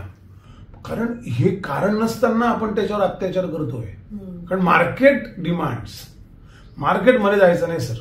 मार्केटमध्ये जाणं हा सृजनशीलतेच्या शोधाचा पहिला प्रवास आहे. बाजारावर काही ठेवायचं नाही आणि मग आपल्यावर मग लोक फॉलो करतात आणि हळूहळू ते होईल. पण ते तुम्ही करताय चांगलं आहे. मला वाटतं आपण याचं सगळं हा जो शोध आहे ना, हा खरोखर आवश्यक आहे आपल्या आयुष्याकरता. दीपक, ग्रेसांची कविता तुम्हाला भेटण्याआधी ग्रेस तुमच्या घरी, तुमच्या अंगणात विसावून गेलेत. तर ही कविता तुमच्यापर्यंत पोहोचत असताना तुम्ही संन्यस्त सुखाचा काठ नावाची जी मालिका केली, त्यातून पण ग्रेस आमच्यासमोर उलगडताना त्यातल्या नादमयतेचं वर्णन केलं, त्यातल्या प्रतिमा सृष्टीचं वर्णन केलं. पण जेव्हा ग्रेसची कविता आम्ही वाचतो तेव्हा त्या प्रतिमेत आम्ही अडकून राहतो, आम्हाला रस्ताच दिसत नाही. म्हणजे अंधारव्रताची समयी असं वाचतो, पुढे काय तिथे आम्ही अडखळतो. किंवा संन्यस्त सुखाचा काठच, काठ पण आहे, संन्यस्त पण आहे, संन्यस्त असून सुख पण आहे. तर या प्रतिमेच्या जंजाळात आम्ही अडकतो आणि आम्हाला ती पुढची क्षितिज गाठेपर्यंत पोचताच येत नाही. तर हा तुमच्या मनात, तुमच्या अंगणात विसावलेला कवी, त्याची ही सगळी प्रतिमासृष्टी उलगडताना तुम्ही हा प्रवास कसा करता? म्हणजे ग्रेस माझ्याकडे आले ते काय व्हायचं की एकदा एका ठिकाणी मी ग्रेस बद्दल काही मित्रांना मितवातले काही तुकडे वाचून दाखवत असे आणि मगच जेवण बिवण करायचं असं हट्ट धरत असे. ते उलटून गेल्यावर एक साधारण त्याच्या 8-10 वर्षानंतर मी जेव्हा ऑस्ट्रेलियात गेलो होतो तेव्हा ग्रेस त्या मित्राकडे एकदा आले आणि तेव्हा त्याने सांगितलं की तुम्ही जे आता धबधब्यासारखं बोलताय असंच आमचा एक मित्र आम्हाला काहीतरी वाचून दाखवायचं, आम्हाला काही कळायचं नाही. ते ग्रेसने मग सांगितलं कळत का नाही याच्यावर ते परत एक तासभर बोलले. नंतर 1:30 वाजता म्हणले ते कुठे राहतात तुमचे जे माझं वाचून दाखवायचे. ते म्हणले माहित नाही, ते आता ऑस्ट्रेलियात आहेत, पण घर असेल ना म्हणे इथे. असं म्हणून तो माणूस 1:30 वाजता आला, स्कूटर काढा म्हणले आणि आमच्या घराच्या ओट्यावर बसला. माणूस असतो म्हणलं, काही काळ पाय सरकतो माणूस, तिकडेच असतो. हो असंच म्हणले आणि बसले आणि तिथे जवळपास अर्धा पाऊण तास ते बसले. म्हणजे तुम्ही विचार करा, 1:30 वाजता रात्री निघायचं, तिथे येऊन अर्ध्या तास पाऊण तास ओट्यावर बसायचं. आणि ते असतीलच ना, ते किती काय 1.5-2 वर्षापूर्वी होते ना, माहिती आहेत ते अजून असं काही 200 वर्षापूर्वी माणसं असतात वगैरे असं ते त्यांच्या ह्याच्यात बोलत असतील कदाचित. तर मला जे कळलं तर मला भडभडून आलं. म्हणजे मी त्यांचं मित्वा त्याच्या आधी वाचलं होतं, काही राजपुत्र डार्लिंग वाचलं होतं, बर्फ, ते बर्फाची वाळवंटी बर्फाची असतात, वाळूचीच नसतात डार्लिंग वगैरे त्या कविता वाचल्या होत्या. तर मला वाटायचं हा माणूस आपल्याकडे यावा असं आपलं काय संचित, अशी आपली काय पुण्य आहे, आपली काय लायकी. आणि मी काय वाचून दाखवलं ना, हा लमाण सामान नेलं कोणाच्या डोक्यावर होऊन, म्हणजे काय मी माझी थोडीच सामानाचा निर्माता आहे, पण ते त्याच्याशी पण कृतज्ञ आहे लमाणाशी, एवढी मोठी गोष्ट आहे. तर मी त्यांना मग फोन केला ऑस्ट्रेलियाहून. तर मला म्हणले कोण, मग त्यांना आल्यावर म्हटले अरे मी सगळे माझ्या हाडांची मुळी गोळा करतो म्हटले आणि आपण बोलूया. आम्ही 1 तासभर तरी फोनवर बोललो असं. माझ्या डोळ्यात खूप पाणी येत होतं की मोठ्या माणसाशी आपण आपल्या आयुष्यात बोलतोय हेच मला भरून येत होतं. पण आम्ही भेटलेलो नाही अजून, फोनवरच आहोत. मग मी अनेक गोष्टी त्यांना विचारायला लावलो आणि ते खूपच छान बोलायचे. तर म्हणले भेटू. मी त्यांना म्हटलं कधी भेटूल, मला तुमची माहित नाही, आता मी इथे, आता मी परत इथून कुठे जाईल आणि काय. मग त्यांनी मला सांगितलं की देखो एक बात आहे, मिल गई तो मंजिल है, कोई रास्ता चलने को नाही. असे मित्र असतात. सुफी साहित्याचा प्रगाढ अभ्यास असलेला मराठी कवी आहे. म्हणजे त्यांच्या मराठी प्रतिभांच्या अरण्यात भले भले हरवून जातात, पण या माणसाचा सुफी अरण्यात प्रचंड प्रवास झालेला आहे स्वतःचा एकाच आयुष्यात. असं खूप बोलले, गप्पा झाल्या. आता ग्रेसच्या प्रतिमांचं कसं आहे माहिती का, आपण ते जे मगाशी तुम्ही बोललात ना की आम्ही अंधार व्रताची समय. आता अंधार व्रत हे जर समयने घेतलं तर काय होईल. आपल्याला लक्षात येत नाही की अंधार आणि उजेड हे अद्वैत आहे. उजेडाशिवाय अंधार आहे का, अंधाराशिवाय उजेडाचं महत्व आहे का.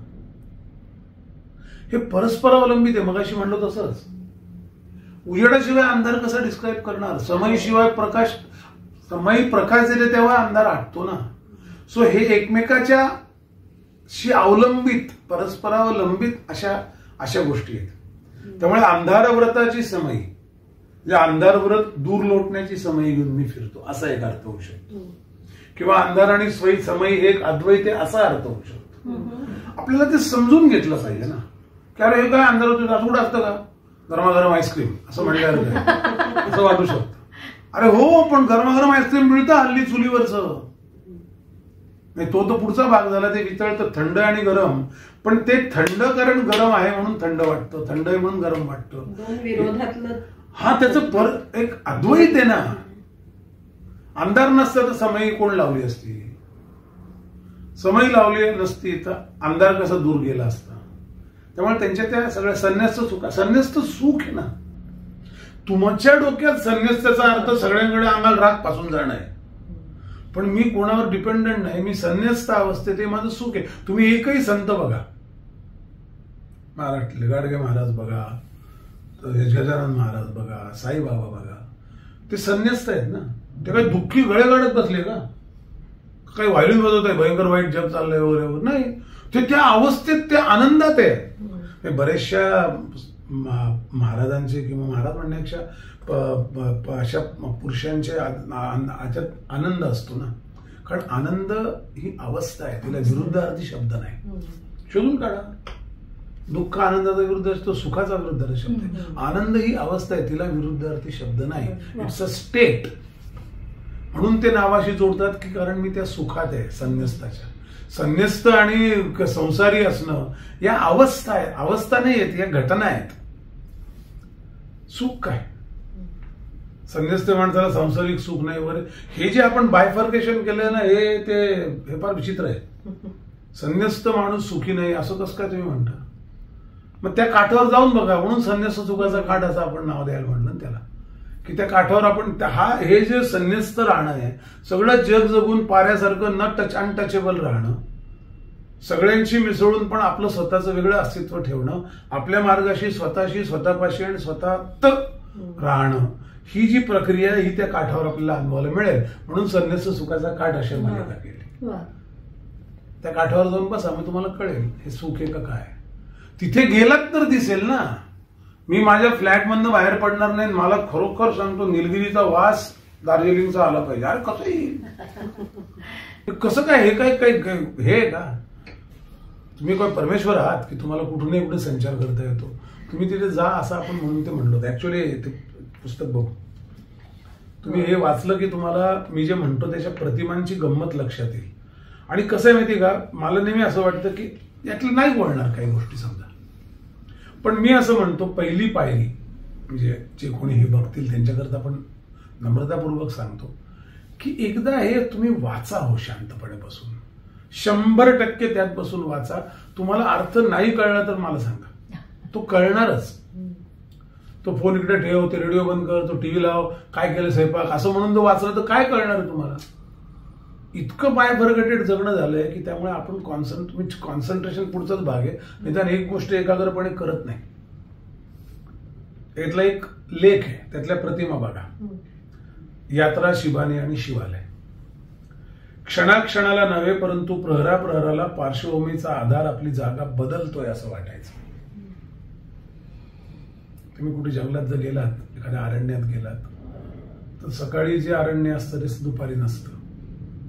आणखीन प्रहराला ते कलत्या उन्हाच्या वेळेला वेगळं होतं. म्हणजे प्रहरा प्रहराला पार्श्वभूमीचा आधार आपली जागा बदलतो असं अरण्यात घडतं. म्हणजे ज्या कॅनव्हासवर आपण उभे असतो तो कॅनव्हासच बदलतो, आपण तिथेच आहोत. काळोखासारखी गर्द जाडी आपल्या भोवती प्रकाशाला निमूटपणे उभं ठेवायची. आता झाडीतून काळोखासारख्या काळोख का झाडीमुळे इतकी गर्द आहे की प्रकाश येऊच शकत नाही. प्रकाशाला निमूटपणे कारण प्रकाश आरडाओरडा वाऱ्यासारखं करू शकत नाही, तो गोंगाट करू शकत नाही, तो घोंगावू शकत नाही. प्रकाश तो शांत आहे म्हणून निमूटपणे उभं ठेवायचं. इतकं छान आहे. तो छायांनी आखून दिलेल्या रेषेच्या पलीकडे किरणभर सुद्धा सरकत नसे. प्रकाशाचं मापन काय चालण्याचे इंच फूट मैल नाही, किरण. तो किरणभर सरकत नसे आणि छायांचा काळोखही असा चिरेबंदी होता की तो काजवाभर सरकत नसे. म्हणजे छाया भेदून जाणारा प्रकाश तो किरणभर सरकणार आणि काळोख भेदून जाणारा प्रकाश म्हणजे काजवा, त्याचं एक घेतलंय. अशाने जाडी अंधारात असायची आणि नसायची पण. प्रकाशाचे रखरखीत निळेपण शिवालयाचा कळस जसा तोडून धरत असे तसाच झाडीतल्या छायांचा काळोख गाभाऱ्यातील एकाकी पोकळीत भरून राहत असे. आता बघा तो काय सांगतायत. एक तिथे मंदिर आहे शिवाचं, त्याचा कळस आहे, असा आकाशात गेलेला कळस असतो. तुम्ही कधी आकाशाकडे कळसाकडे बघितलं तर असतो मला असं वाटेल की ते जे रखरखीत निळेपण आहे आकाशाचं, काय शब्द वापरलाय बघा. ते निळेपण रखरखीत आहे, पाहण्यासारखं. ते असं ते स्निग्ध नाहीये किंवा ओल असलेलं नाहीये, ते आसुशीचं नाहीये, ते रखरखीत. आकाश का सुनापन मेरे तन्हा मन में असं म्हणतात ना, तर सुनापन आहे ते. तर ते रखरखीत निळेपण कोण तोलून धरतंय तर तो कळस. तसं छायांचा काळोख, मग त्या मंदिराचीच प्रतिमा पुढे जाते. मग आता आकाशाचा कळस जर तो रखरखीत निळेपण, तो आकाश म्हणतच नाही, रखरखीत निळेपण म्हणतो, तो तळच चोरून धरत असेल. तसं त्याच्या गाभारा त्यांनी दिलंय की तसाच छायांचा काळोख गाभाऱ्यातील एकाकी पोकळीत भरून राहत असे. तुम्ही कुठल्याही मंदिरात गेलात, दगडी शिवालयात एखाद्या जुन्या, आणि तिथे लाईट दिवसा गेलात तर तिथे काही दिवे लावायचे विषय नाही, तर तुम्हाला एक एक कोपरे असे काळोखाने भरलेले दिसतात. आता बाहेरून प्रकाश येत नाही म्हणून काळोख हे सायन्स झालं, पण त्या काळोखाशी मी झाडांचा काळोख जर जोडला तर ते फील झाला. सायन्स स्पष्टीकरण देतं, फील देत नाही. जाणीव देणं वेगळी गोष्ट आहे आणि उत्तर देणं वेगळी गोष्ट. मला का आवडलं तर मला भूक लागली, मला काही खायला आवडतं हे स्पष्टीकरण झालं त्या भुकेच्या इंद्रियामुळे किंवा त्या कुठल्या रसांच्या स्त्रवण्यामुळे. पण मला एक घास तोंडात घेतल्यावर तो संपूच नाही असं वाटतं. हे माझ्या आकलनाचा विषयाचा विचार, हा जाणीवेचा विषय. जाणीवेच्या पातळीवर आपण जगत नाही, हा प्रॉब्लेम. म्हणून प्रतिमा कळत नाही. निवांत आणि कसं काळोख भरून राहतो तर निवांत गतिशून्य अजगरासारखा. अजगर का गतिशून्य आहे माहिती असेल ना. हे इतकं सोपं आहे हो. इतकं मी काही नवीन रॉकेट सायन्स सांगत नाही. अजगर काय करतो, अजगर जे खातो प्राणी ना, तो काय करतो, ते प्राण्याला अजगर हरिण सुद्धा खातो. अजगर कुठलाही 4 पायाचा प्राणी खातो.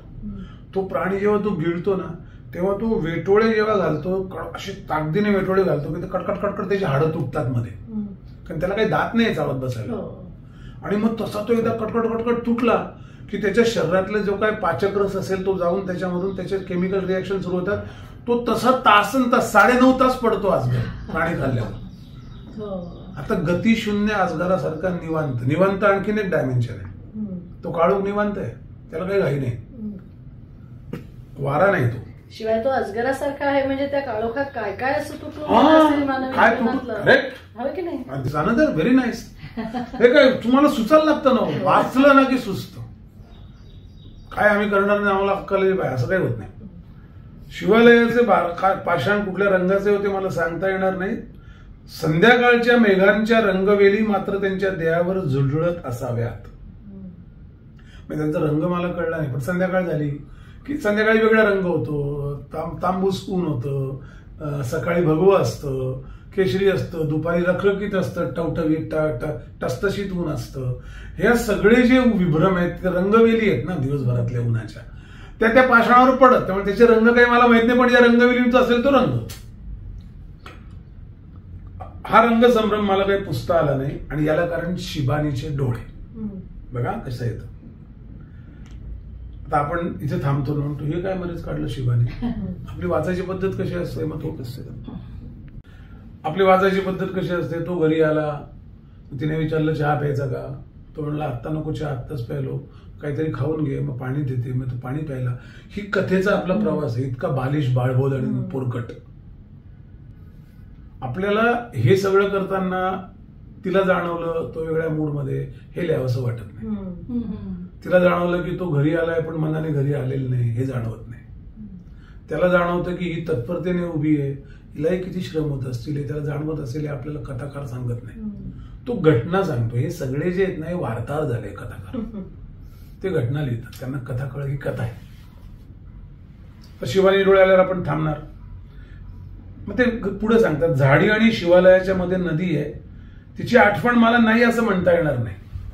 नदी आहे पण तिथे इथे काही तिचा विषय नाही म्हणून तिची आठवण मला नाही. आठवण आहे पण just leave it that way. नदीवर नका सांगू लिहायला, पण ती मला आठवते. पण उगवता सूर्य आणि मावळता सूर्य यांना सांगणाऱ्या संधी प्रकाशा इतकीच आठवते. वा वा. मला जी गोष्ट सांगायची आहे ना त्या गोष्टीत त्या नदीचं स्थान त्या संधी प्रकाशा इतकं चिमटभर आहे. त्यामुळे तुम्ही असं म्हणू नका की मला नदी का नदी लिहायला पाहिजे ना, नदी मला तिथे एवढे आठवते पिरियड. त्याच्यावर मला विचारू नका, मला आठवत नाही तर काय करणार. कारण शांतपणे काळजात शिरणाऱ्या वेदनेचा एक स्वर काढून झाडातून 2 पक्षी येतात. ती मला तशी का आठवते संधी प्रकाश इतकी, कारण त्या वेळेला जे घडतं ते महत्वाचं, जे आहे ते महत्वाचं नाही. त्यावेळेला असं घडे की झाडातनं 2 पक्षी काळीत चिरणारा स्वर घेऊन येत. संध्याकाळ परत ग्रेसची साजन वेळ, कातर वेळ, ही कातर वेळ. नदीच्या पृष्ठभागावरून उडताना त्यांचे हलते प्रतिबिंब नदी शोषून घ्यायची. म्हणजे काय व्हायचं, किती सोपं आहे. पक्षी नदीच्या प्रतिबिंब उडतात ना, संध्याकाळ झाली की प्रकाश नाही तर ते प्रतिबिंब गेलं कुठे, नदीने शोषून घेतलं. सावली का नाही पडली, कारण प्रकाश नाही, पण नदीने प्रतिबिंब शोषून घेतलं. आणि म्हणून ते काळजेचा काळीत चिरणारा स्वर घेऊन ओरडायचे करायचे. आणि शिवालयाच्या काळोखात ते पक्षी मिसळून जात असतात. म्हणजे शिबानीच्या डोळ्यावर तरंगणाऱ्या पापण्यांसारखे. आपल्याला असं वाटतं पापण्या तरंगतायत असं काय विभ्रम आहे, आपण थांबतो. पण उलगडेल. फक्त प्रकाशाची उघडझाप करण्यापुरते पक्षी आणि त्यांच्या प्रतिबिंबाचे रूप शोषून घेण्या एवढीच नदी. विषय संपला. आपण शिवानीकडे वळू. शिवानीला मी महेश्वराच्या यात्रेत पाहिलं. पांढऱ्या शुभ्र वस्त्राने तिने आपलं शरीर झाकून घेतलं होतं. तिचे डोळे जेव्हा मी पाहिले तेव्हा शिवालय आणि झाडी पुनर्जन्माप्रमाणे माझ्या रक्तातून उगवते काय असं मला भास झाला. एखाद्या स्त्रीला पाहिल्यानंतर, एखाद्या हिला पाहिल्यानंतर तिच्याकडे वेदना असेल, काय असेल, त्याचं उत्तर कसं, तर रक्तातून पुनर्जन्म होतो ना. म्हणजे परत मी मायातून उगवतोय. त्यांचं एक अजून आहे ना ते, झाडा पुन्हा झाडांशी निजलो आपण, झाडात पुन्हा उगवाय. तसं परत परत ते सर्क्युलर सगळं असल्यामुळे शिवानी यात्रेतून सरकत होती. आजूबाजूला 2 दासी चालल्या होत्या. यात्रेत उठणाऱ्या असंग पावलांच्या आवाजात मीही शिवानीच्या मागोमाग चालत होतो. नव्हे, दिशांना ओढणाऱ्या क्षितिजाप्रमाणे माझी पावलं ओढली जात होती. क्षितिज ओढतं दिशांना. माझी दिशा क्षितिजाने ठरवली, शिवानीने माझी दिशा ठरवली. तिच्या मागे मी तसा चाललोय. आणि ते किती अतूट आहे किंवा ते कसं न झुगारण्यासारखं आहे. ते तोडता येणार नाही, ते मला बाजूला करता येणार नाही. मला माझी मती नाही, मला फक्त गती आहे आणि ती त्याच्याकडे जाणारी आहे. माझी मती मला वापरता येत नाही, असं ती मला ओढते. कशी? क्षितिज दिशांना असं ओढून घेतं ना. म्हणजे किती पॉवरफुल फोर्स वापरतात. शिवानी एक क्षण थांबली. सगळी यात्राच थांबली असं मला वाटलं. कारण यात्रा माझ्या शिवानीच आहे, आणखी कोण नाही. काय 2000 लोक फिरत असतील. मला तिच्याकडे लक्ष आहे, कारण तिच्याकडे मी ओढला जातोय. ती थांबली, मला वाटलं सगळं जगच थांबलं, माझा श्वासही थांबला. तिने माझ्याकडे पाहिलं तेव्हा एखाद्या डोंगराने थोडंसं कलतं व्हावं आणि त्या धक्क्याने झाडावरील सगळी फुलं टपटप पडावी तशी माझी अवस्था झाली. तिने माझ्याकडे, आता हा अनुभव जर आयुष्यात आपल्याला आला असेल, एखाद्या प्रिय व्यक्तीने आपल्याकडे पाहणं, तर आपलं अवसान जातं. पायातलं त्राण गेलं अशी वर्णनं करतात ना लोक. आपल्याला काय लेखकांची सवय, तिने त्याच्याकडे पाहिलं आणि त्याला एकदम आपलं अवसानच गेलं. अरे अवसान गेलं हा काय शब्द प्रयोग? मला विभ्रम प्रतिमा सांगतो की एखाद्या डोंगराने कलतं हवं. तिचं पाहणं हे डोंगराने कलतं होण्यासारखं आहे आणि माझं सगळं झाडांवरची फुलं टपटप पडून जावे असं आहे. काय मेटाफर आहे? आता यात काय अवघड आहे? यात काय दुर्बोध आहे? मला काही कळत नाही. डोंगर कलता होणं ही अशक्यप्राय गोष्ट आहे, तसं तिचं बघणं आहे. आणि त्या अशक्यप्राय गोष्टी घडल्यानंतर पटकन झाड स्वतःच वाकून त्याच्यावर पूर्ण सगळी फुलं झाडून टाकणारं झाड असेल. शिवानी भवानी मंदिरात शिरली, मीही शिरलो. जगन्मातेपुढे नमस्कारासाठी ती वाकली, मीही वाकलो. आता इथे शिवानी त्याच्याशी बोलणार आहे. ते लिहितात कसं बघा.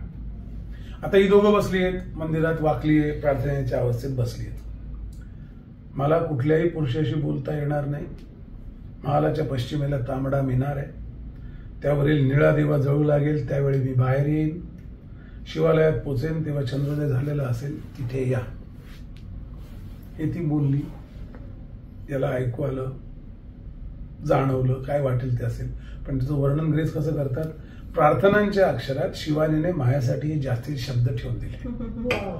दोघं प्रार्थना म्हणतायत. बोलता बोलता तिने सांगितलं मी तिथे या. ती बोलली आहे. त्या प्रार्थनांच्या अक्षरात ठेवून दिले इतकं उत्सुकपणे झालंय. यात्रेतील प्रचंड कोलाहलातून निसटलेले शिवालयातल्या घंटेचे काही सुटे स्वर मला येऊन मिळाले. ते शब्द कसे होते की ते शिवालयातल्या घंटेचे काही स्वर सुटलेले आहेत, ते माझ्याला येऊन मिळाले. किती छान उपमा आहे. वारा वाहत होता त्यामुळे शिवानीच्या डोक्यावरील पदर घसरला. तिचे घनदाट केस इतस्ततः उडाले. एखाद्या निद्रिस्त खोऱ्यातील पक्ष्यांचा कळप अचानक चिवचिवाट करून आकाशात सैरवेर व्हावं असं मला वाटलं. ती माझ्याशी बोलली, तिने मला काही सांगितलं.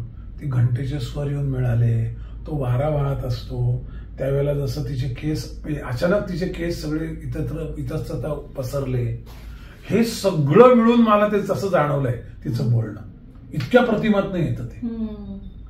ते संपृक्त जे आहे ना, ते संपृक्त आहे की ते त्याच वेळेला इतर गोष्टी घडतात. मेटाफरिक लिखाणात कसं असतं की तुम्हाला त्याच वेळेला, आणि आता तुम्ही बघा काही डायरेक्टर, आपला साऊथचा डायरेक्टर कोण, तो मणिरत्नम, त्यांचे पिक्चर बघताना बघा तुम्ही, ते एका वेळेला अनेक गोष्टी दाखवतात. म्हणजे हे घडलं, त्याच्या मनात ते घडलं, त्याच्या मनात हे घडलं, तेव्हा असं घडलं. वारा, डायरेक्शन म्हणजे काय, त्यावेळेला वारा वाहतो, एखादी गोष्ट पडते, त्याचा स्वर मोठा होतो, कोणतरी रेल्वे शिट्टी वाजते, हे सगळं दाखवायचा प्रयत्न काय करतात, they are trying to underline the situation ना.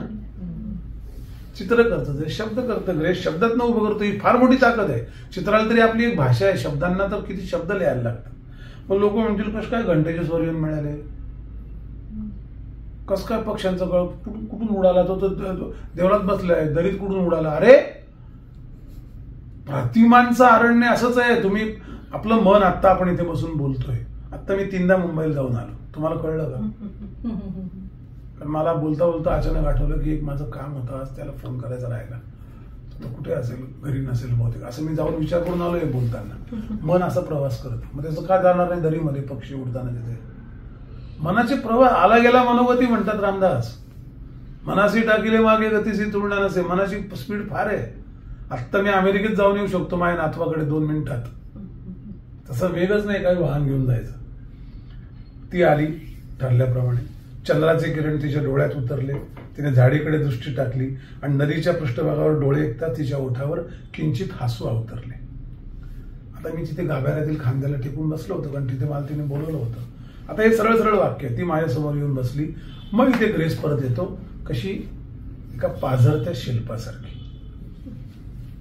आता पाझरतं शिल्प हे काय मेटाफर आहे? शिल्प स्थिर असतं, शिल्प हे अचल आहे ना, पण ती जिवंत बसली आहे ना समोर. तिचा सगळा देह शिल्पासारखा आहे आणि ते शिल्प पाझरणं, त्याच्यातली आणखी पुढची अवस्था आहे की ती एक अचल गोष्ट चल होते. कारण इतका इतका इतका आमच्यातला हे आहे. मी शहारलो. गाभाऱ्यातला काळोख मला वेढून होता. तिच्या देहाभोवती संगमरवराचे पांढरे शुभ्र वर्तुळ उमटले होते. म्हणजे मी काळोखात आहे ना आणि ती प्रकाशात आहे. मला नेहमी कसं आहे की मला काळोखाला कोणाची ओढ आहे? प्रकाशाची.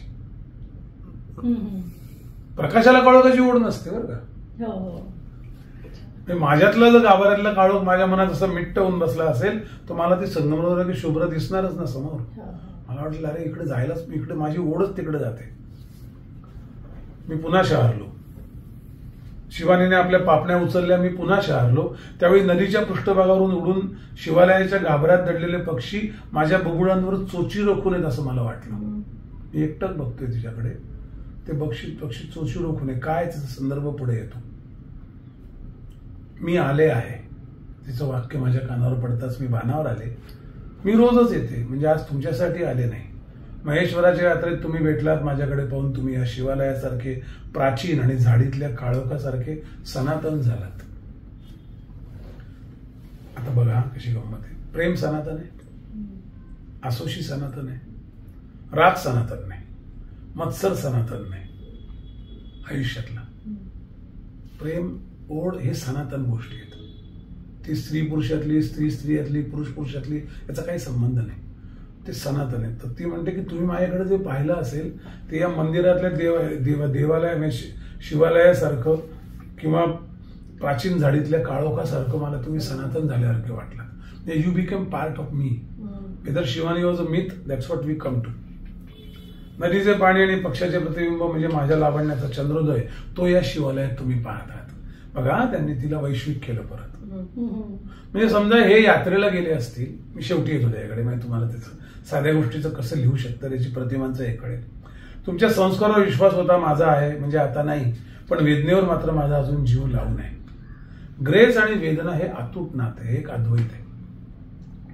ग्रेसची सगळी कविता वेदना पिळून जन्माला आली. आनंदी आनंदकडे, उघडे तिकडे चोहीकडे अशा कविता ग्रेस लिहित नाहीत. याचा अर्थ ते आनंदी नाहीत असं नाही. ते वेदनेच्या मुळाशी उभे आहेत. पण वेदनेवर माझा जीव आहे, कारण त्याचा संबंध डोळ्यांशी असतो, तसा काळोखाच्या झाडीशी, पक्ष्यांचा नदीच्या पाण्याशी. आता ती सांगते, कुठल्या तरी वर्षी एका भिल्ल तरुणाने महेश्वराच्या यात्रेत मला 2 फुलं आणून दिली. गाभाऱ्यातील पक्षी फटफडल्याचा आवाज झाला. त्याच्या शिवानीच्या बुबुळातले चांदणे हल्ले आणि ही फुलं आपल्या डोळ्यांवर झाकून झोपी जा असं तो म्हणला. युवराज माझ्या लावण्याच्या धुसर चंद्रोदयात उभे होते. त्यांचा रथ होण्याचा क्षण असेल तो, तेव्हा तो आला असेल. ते रथ झाले असतील आणि तो बाजूला उभा असेल, तेव्हा तो भिल्ल तरुण आला असेल. हे तिच्या आयुष्यात घडलंय. त्यांनी माझ्या डोळ्यांकडे पाहिले. ते पाषाणा एवढे पुरुष झाले. गोष्ट संपली. मी शिवाला येते त्या दिवसापासून माझी दोन्ही फुलं कोमेजून जाऊ नये म्हणून मी ती कधीच नदीच्या पाण्यात सोडून दिली आहेत. आणि राजवाड्यातील खसलेला छिन्न विछिन्न काळोख या झाडीत झाकून ठेवलाय. एक भिल्ल तरुण आयुष्यात आला. त्याने फक्त माझ्या अतिशय सुंदर डोळ्यांकडे पाहून सांगितलं की ही फुलं तुझ्या डोळ्यांवर ठेव. तुझे डोळे असेच राहिले पाहिजे 1000 वर्ष, समजा 100 वर्ष मरेपर्यंत टवटवीत. तर ही फुलं ठेवून झोपत जा. हे युवराजांना आवडलं नाही म्हणून ते पाषाणासारखे झाले. गोष्ट अशी घडत जाते, त्याचे विभ्रम बघा. आणि मग ती म्हणली की ती कोमेजून जाऊ नये 2 फुलं म्हणून मी ती नदीच्या पाण्यात सोडून दिली आहे.